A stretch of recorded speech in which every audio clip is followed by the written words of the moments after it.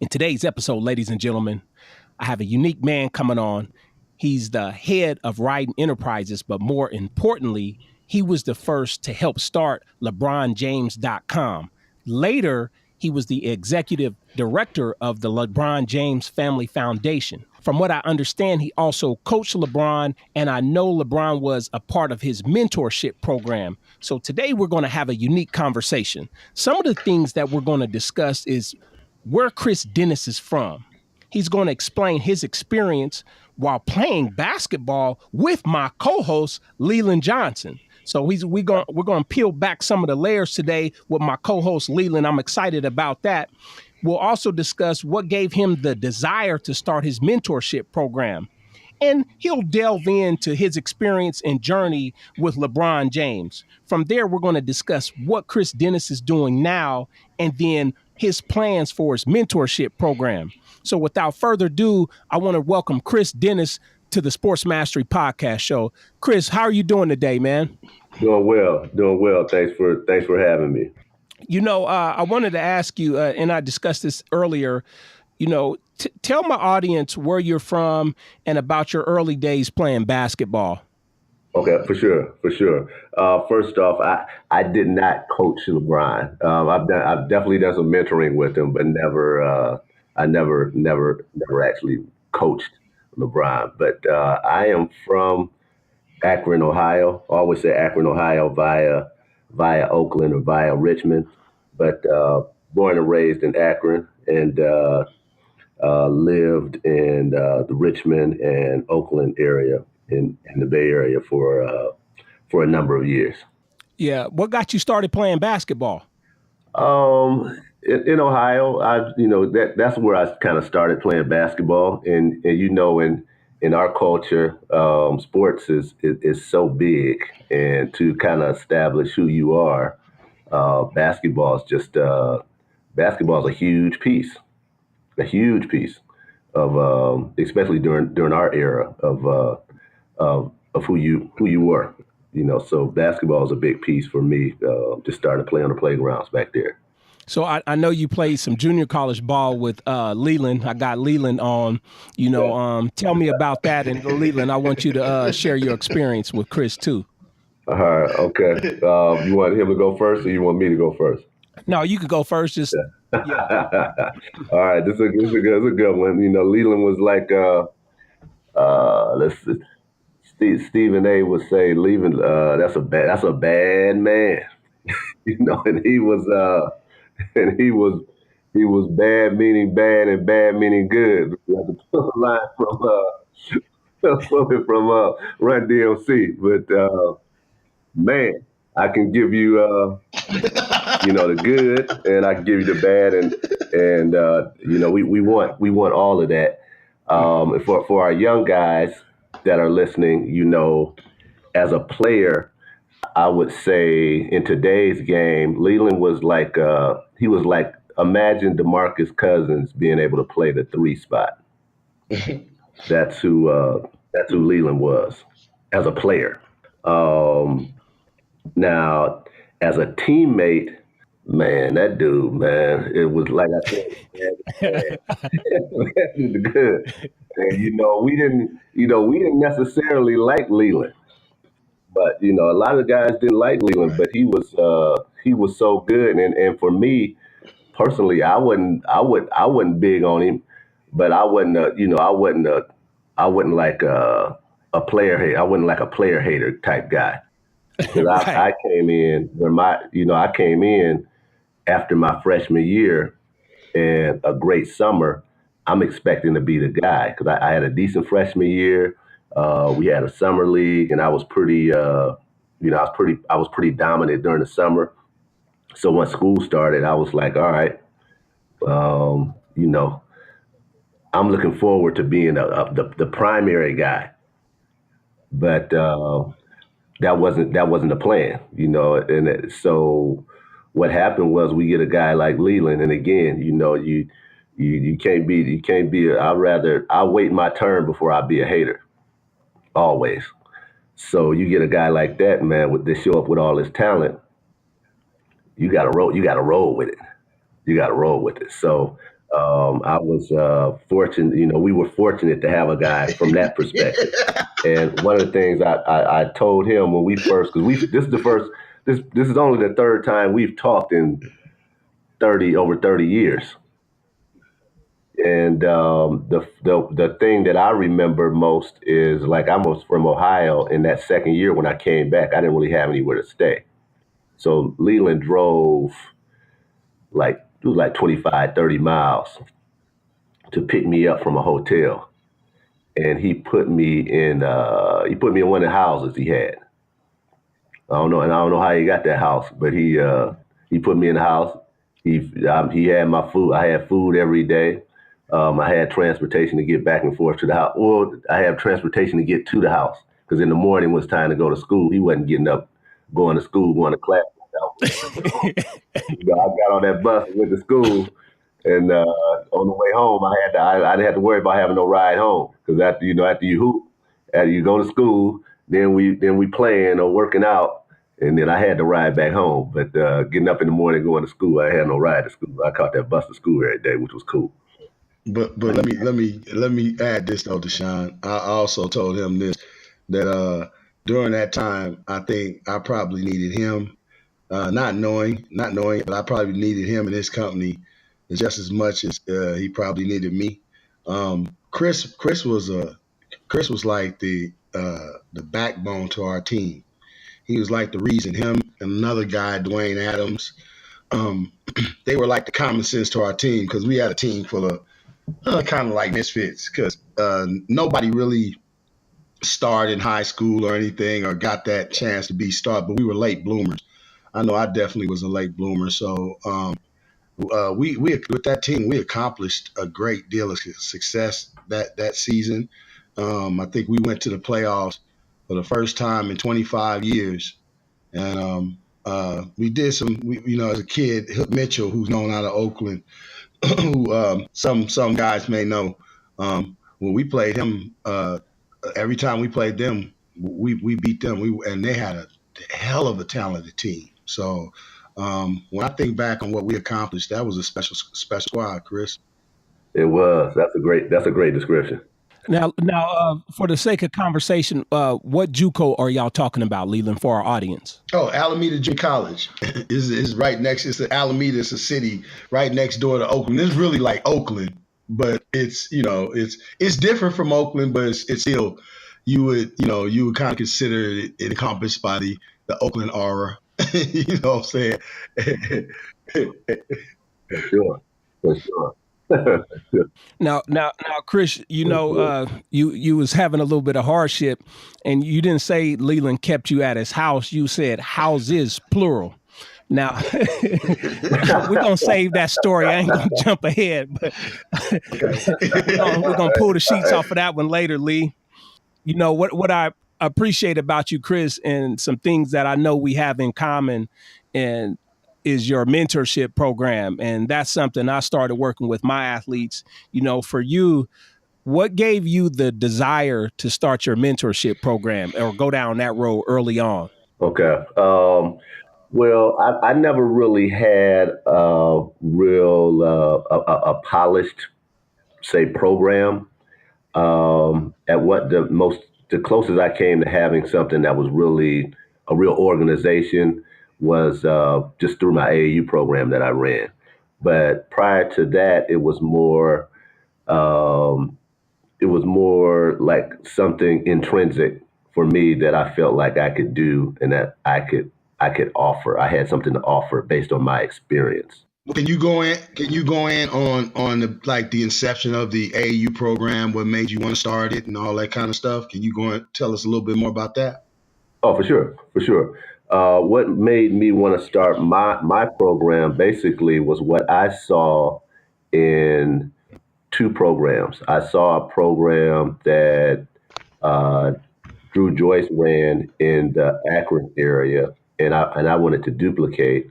And I also saw what Calvin Andrews and Hashem did with the starting and the founding of the Oakland Soldiers. Now I don't want to interrupt you, but Drew Joyce, was that the coach that was in the documentary with LeBron? Is that his high school coach? Was that him? Yeah, more in the game. Yeah, Okay. more in the game. Okay. He was actually the guy that kind of um, he wasn't the first guy, and the first guys I see more as mentors for that organization. But he was the guy that was the most organized and was able to take them to a level that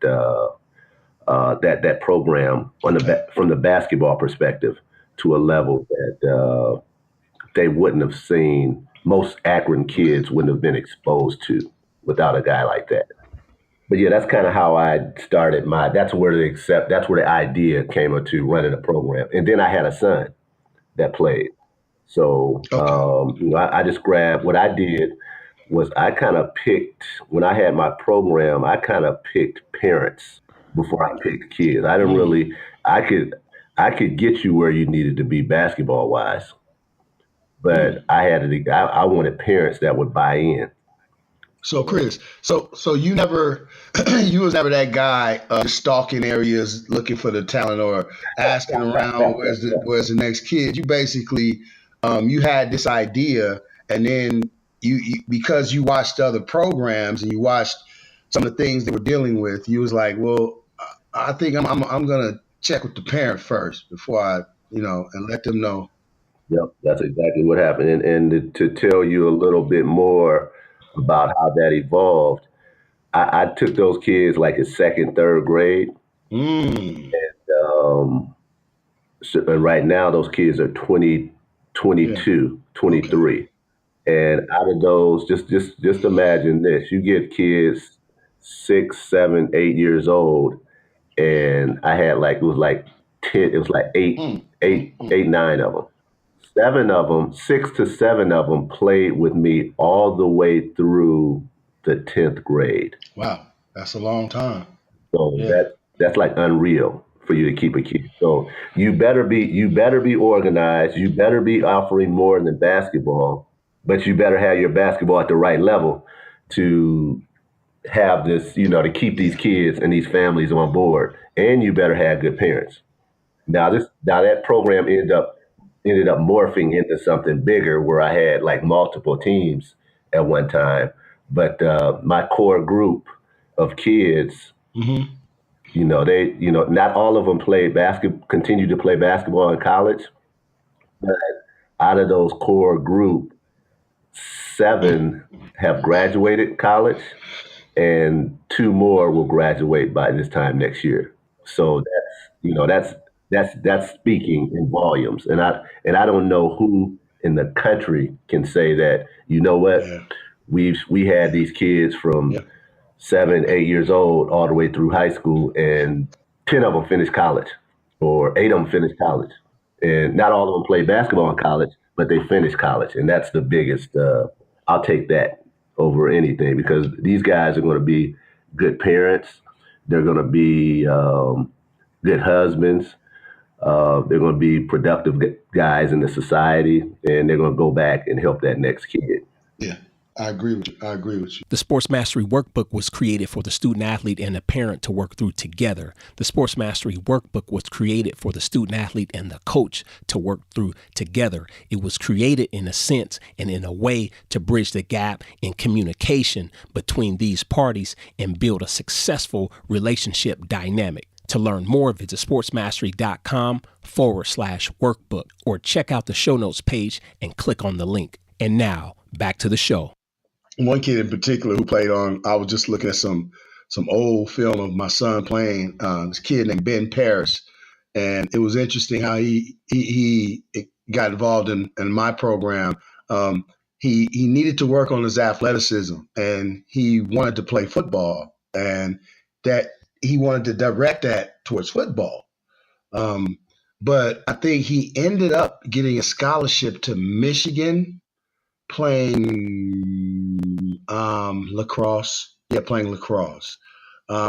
So I'm one in hand with you when you talk about kids that have been in your program, but they decide to shift and they use your program to. It was like a catalyst to get them to move on to bigger and better things in their lives. along with the parents, of course. And that was the smartest thing I think you did was you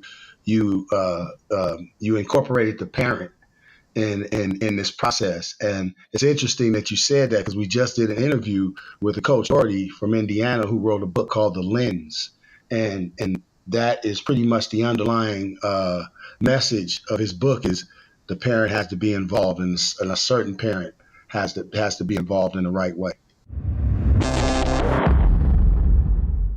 You know, Chris, one of the things I want to highlight is what you said earlier, like starting with a group of kids of 6, 7, 8, 9 years old. I've often had the conversation with Leland where I expressed to him, if we could get these kids before high school, like 6th, 7th, or 8th grade, we can put down a solid foundation that's like outside of sports. And the kids that, I mean, we both have now that are freshmen and sophomores that we've been working with since 6th or 7th grade, they're thriving. So there's a point to that. And we've often felt like if we get you in 9th or 10th grade, it's going to be very difficult to undo some of the social habits that they've already ingrained. You know, I wanted to transition and hear a little bit about, you know, your early start with LeBron James and how that kind of took off. Oh, for sure, for sure. And I think that it's a great segue when you're talking about those formative years, um, Mm-hmm. because you look at LeBron and his formative years to me were 10 to 13. And we're talking about mentorship, we're talking about parenting. Um, he had some guys in his life between that period of time that made the difference. You know, there were guys like we all hear the stories of guys like Frank Walker who took him into his home. Uh, we hear Right. Yes. there's another guy. His name is Lee Cotton that worked with Drew Joyce. There's a guy like Bruce Kelker who allowed LeBron and his mom to live in his house. Mm-hmm. You know, there's just so many guys. You know, Terry Danzy, um, Rayshawn Dent. There's guys in the Akron area that kind of wrapped their arms around him before he was that great player. He was Mm-hmm. pretty good, but no one they didn't really have that vision to say, wow, this guy's gonna be something. They wrapped their arms around him as coaches, and the ones that didn't necessarily wrap their arms around him, LeBron could see these guys. These are good family guys. These are just good dudes, and you know that helped to shape his. I think they definitely helped to shape him later on in life as he moved on. And then you can't leave out, you know, the parenting aspect. Like, you know, it could have his mom could have very easily screwed all of this stuff up, and I don't think she gets enough. She doesn't get enough credit for number one saying, you know what, I can't handle this kid right now. I'm going to let this kid stay with the Walker family for a while. But not to the point where she just let him go. And I agree with you, Chris. She doesn't get enough credit for that. Because I often, when I would think of, hear his story, I kind of would pay attention to the in between things that wasn't said because I would go, okay, well, she's still in his life, so she really didn't just let him go. You know what I'm saying? Thank, thank you. Yeah, it's from your experiences, you can kind of sense, all right, well, she ain't messing up like that. Right. If she was messing up like that, he would have no involvement. She would have no get back. But it was like they're tight. They are tight. Right. She still was at, he may have lived with that Walker family, but she's still at every game. You know, she's still checking on him every weekend. And then when they moved, because the Walkers actually helped them find their first real home I think he was going into his eighth or ninth grade year. And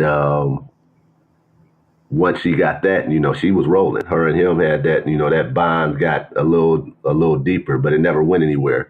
But once she established that place where she could stay at all the time, they were good. They were good. Wow. I mean, I know that feels good, man, to just be involved with that whole development part of LeBron. I was just me and you were having a conversation. I've said this to my audience before. There's a kid right now who just made the 53-man roster with the 49ers. His name is Kendrick Bourne, and I can remember like yesterday, I told this story. I was like, "Hey, boy," and people laugh. And he's a jovial kid. He has a beautiful smile, very handsome. But he could have been a comedian too, because he's funny. You know what I'm saying? But he was also the type of kid that could follow the wrong crowd, trying to impress and trying to please. And I seen that in him, like when he was in the 8th grade, and I made that comment to him. And the most beautiful thing about him was he never lost that smile. And I was like, "Did you hear what I said?" And he's like, "Yeah, I hear you." So 3 years later, I see him as a junior in high school, and he just got kicked off the football team for smoking weed. He was trying to play for my basketball team, so the varsity coach was like, "Nah, I'm in my organization." And because I don't know why, I was just like, "Cool kid." My son Jay, I said, "Is Kendrick cool?" He's like, "Yeah, he's one of the coolest kids in the school." And I think that made me want to have a connection with him. And I started going to his classes. So I started off, well, I called his mom, and she was like, "Well, man, he headed off to the deep end." So I was like, "Well, can I just step in?" And she's like, "Yeah." She said, "Let's see if it'll help." I said, "I'll go and check his classes every day." So I set him down. Um, it was a trip because he was out actually crying out for this. Set him down, said, "I'm going to your classes every day. Make sure you have your ass in class." I said, "You're going to play for my team, and you're going to bring your ass to practice every day." Well, that small interaction, it caused him to get his grades together. Another brother, Don Johnson, like you were just saying, it takes more than just me, but another brother, Don Johnson, who was a coach at that particular time, and has gotten several kids, came to this community and gotten several kids a chance to go to colleges within the last 3 years. This brother was coming into the community, and he happened to latch onto a job at Milwaukee High School. Well, no, at first at Benson. And the program wasn't all that together, so he was thinking about making a move. So that summer, I get a phone call from Kendrick because he knew that Jazz and I were going to transfer. So he said, "Hey, coach, I might have a possibility to go to Milwaukee High School. Can Jazz come with me?" And I don't know, I don't know. So we muddled over it, and after doing research, it was a sorry about that. It was another type of school. What's the new school? Charter school. It was a charter school being built inside of the school. And so because of the educational advantage thought Jazz would gain, I said, "Okay, let's choose this. We'll go over there." And there were a couple of more little athletes that wanted to go over there with us. That was the moment it changed for him, because he started on the basketball team. He did his thing. I mean, he really did his thing on the football team that year. And I think he then said to himself, maybe I can go to college. He went to college, and he even came back. And this is a trip, Chris. He came back at one point. He was like, "Man, there was a kid named Cooper Cup. Cooper, the receiver, Deshaun Cooper Cup." I think it is Cooper Cup. Okay, That he was the other standout receiver that they had his senior year.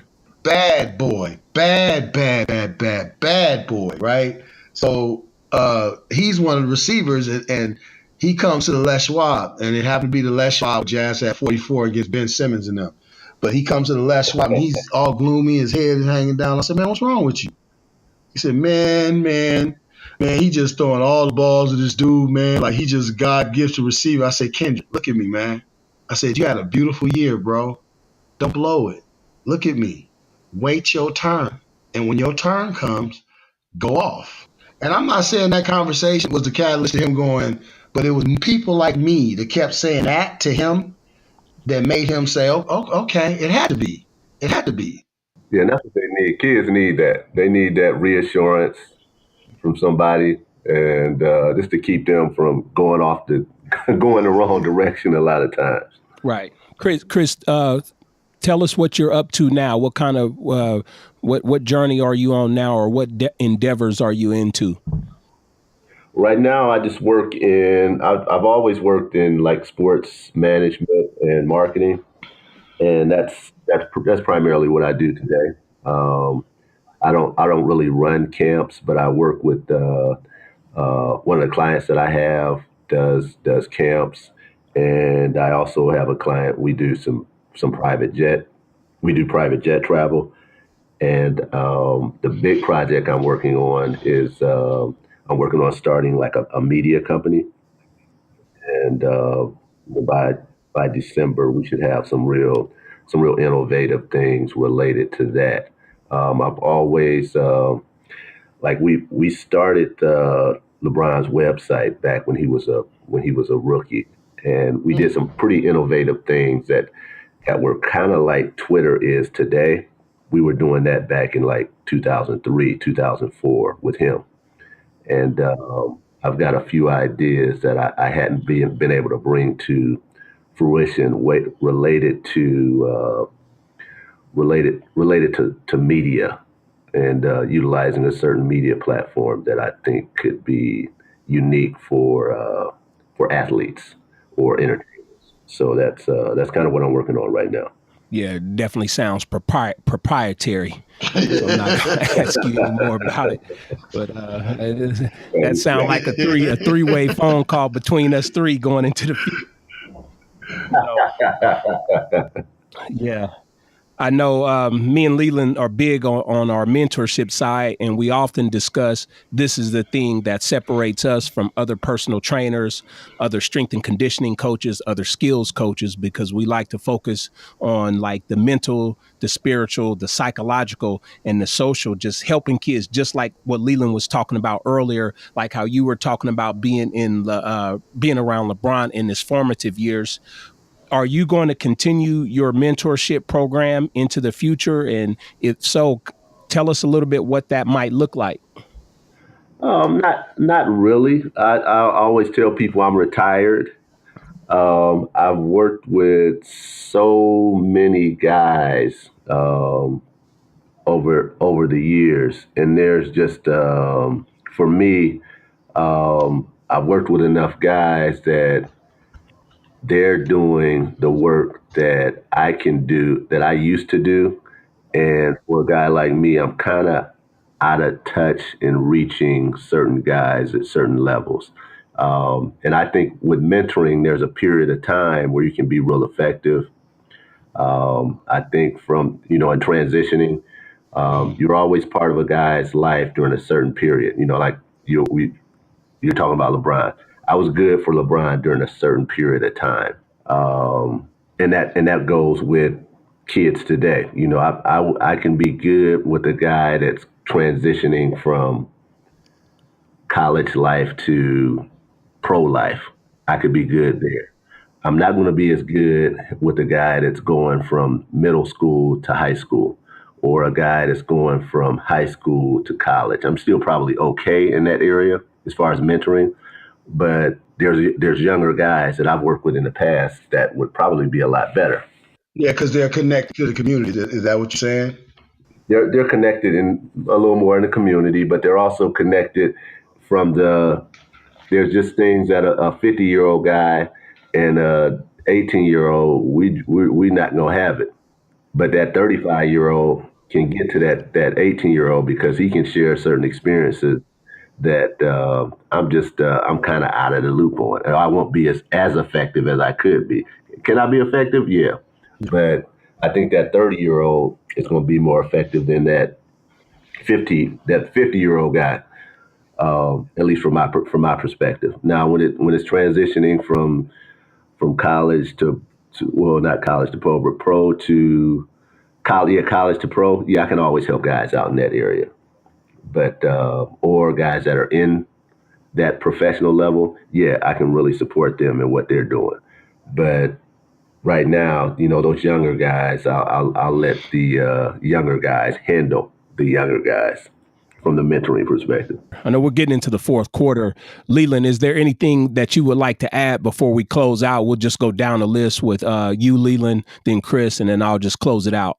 That was an interesting perspective that you gave, Chris, when you said that you lead the mentoring to the guys that are the younger guys. Because I was going to kind of correct you and say I'm glad you said you could, but you just choose to do something different. Because I think me and Deshaun, I think that's where our talents are. That's where you can see our talents where others you don't see their talents is, even though, I'm 50 years old, I'm in my 50s. I connect well with kids that are, 18, kids that are 19. And I think the reason why I do is I just don't close myself off to their world. You know what I'm saying? And it's not that, no, and I'm not saying that you did that with intention, because me and Deshaun had this conversation. I said, I don't think if he doesn't want to mentor, it just what he's doing puts him in a company and around people that's not what they do. You see what I'm saying? That's correct. That's correct, because that's kind of what I've done. And that's where me and Deshaun feel like, okay, there's a place for guys like us who enjoy the daily battles, who enjoy the daily mental battles, and enjoy watching guys get over those small hurdles that lead to big accomplishments later on. So I'm glad you brought that up, because I kind of wanted to explain to my audience, just what it is that we do. And I think this may explain it a little bit more. So I appreciate you opening that up. Again, I appreciate you coming on. I appreciate you being my friend. I appreciate you accepting my apology for blowing things years ago. And we should have been like JC. Shit, we should have been champions that year. But I apologize for being a dumbass. But I appreciate and thank you for being my friend, though. Wow, that's accurate. I'm with you. I'm 100%. Yeah. We gonna tell that story because again, folks, there's gonna be a situation that comes up where I'm gonna reach back into my experiences in Oakland, California, and some of the guys that I grew up around. And Deshaun we're gonna happen to have an episode where we open up about ourselves and tell you a little bit about where we're from. And Chris is gonna be a part of that, along with my buddy Dwayne Adams and some other guys. So I'm looking forward to that too. Yeah, we gotta tell that. We gotta tell those stories. Yeah, because it was like at the end of the day, at the beginning of the interview, we talked about how Leland was such a, he probably came off as a bad teammate to a lot of us, but in practice, he wasn't the best teammate. But the difference was in a game, he flipped a switch. If somebody fell down, he was helping them up. If somebody knocked us down, he was in that other guy's face, letting them know, all right, that's not going to go down on this team. And he was like, once we got between them lines in a real game, who was with you, and even after the game, if it was a problem, we know he had it. Now, once we get in that van, he probably treat everybody like dirt, but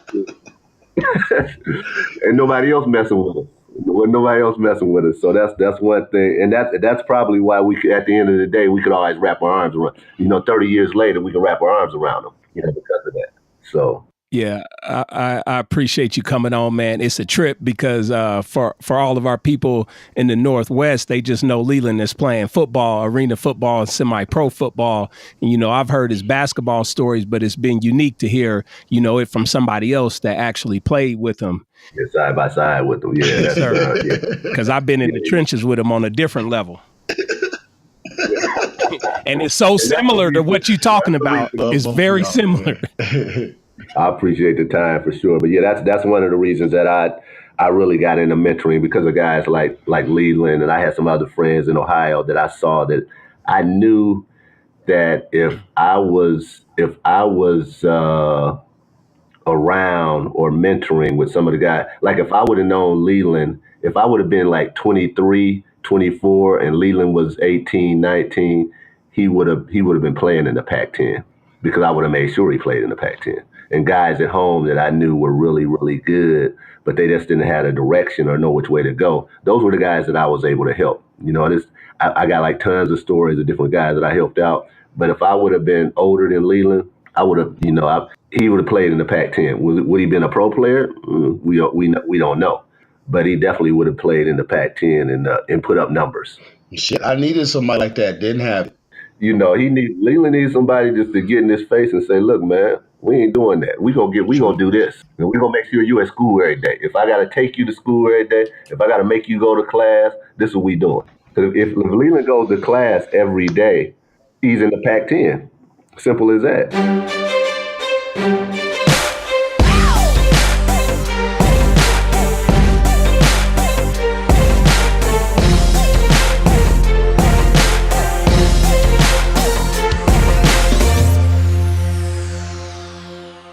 Today's episode is brought to you by Bay Area company Millennium Edge Apparel, an athletic apparel company that manufactures clothing for basketball, golf, soccer, regular workouts, and even restaurant staff members. To learn more, visit millenniumedgeapparel.com.